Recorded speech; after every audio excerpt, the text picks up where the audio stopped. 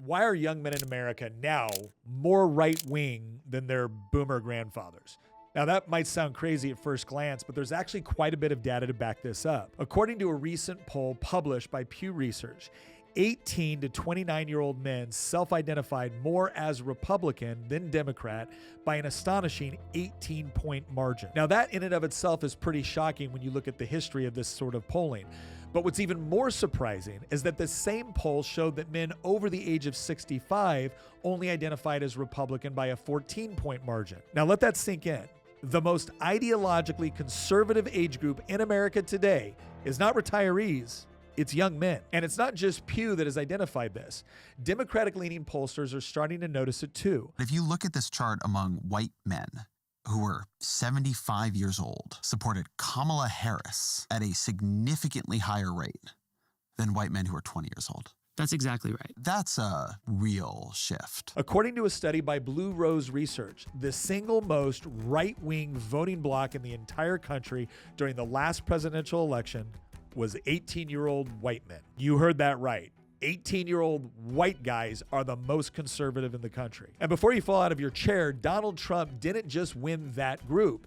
He also won 18-year-old non-white men as well. Now, naturally, Democrats have spent months poring over podcasts, interviews, study groups, and conducting multi-million-dollar research campaigns to try to understand what went wrong with respect to the Democratic Party and young men. But we might be able to save them millions of dollars of research by telling them, how about you just go look in a mirror? Because let's face it, for the past 10 years, they've been running an unrelenting social experiment on young men that bordered on the insane and was sometimes even cruel. Let's briefly recap. The left told young men that masculinity was toxic.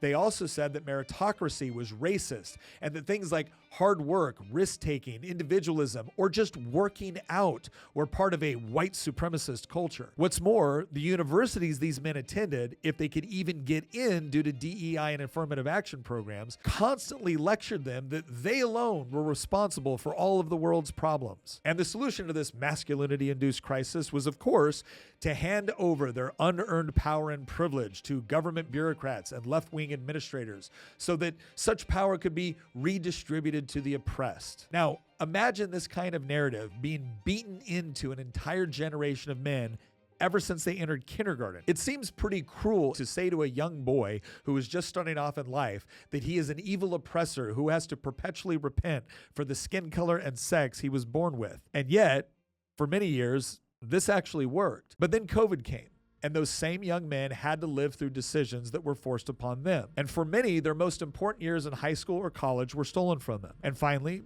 something snapped. After a decade of moral condemnation and humiliation from the left, millions of young men finally asked a very simple question. Why should we keep listening to people who obviously hate us? And those same young men then walked into the voting booth in 2024 and punched back for the first time in their young lives. And now it's clear that a full-scale masculine revolt is underway against the left. The thing is, it's still too early to tell what direction it's going to go. In one direction, men could reassert their place within society by saying that things like traditional masculinity, a man's desire to compete and to be aggressive, but to do so in service to society, in service to their family, to be strong and noble, are things that they're going to re-embrace and insist upon. Or it could be that men go in a very hedonistic and nihilistic approach, where they once again assert their role in society, but not for the benefit of everybody, but for the benefit of exclusively themselves. The bottom line is, young men are realizing that they have a lot more control over their future than they've been led to believe. The real question is,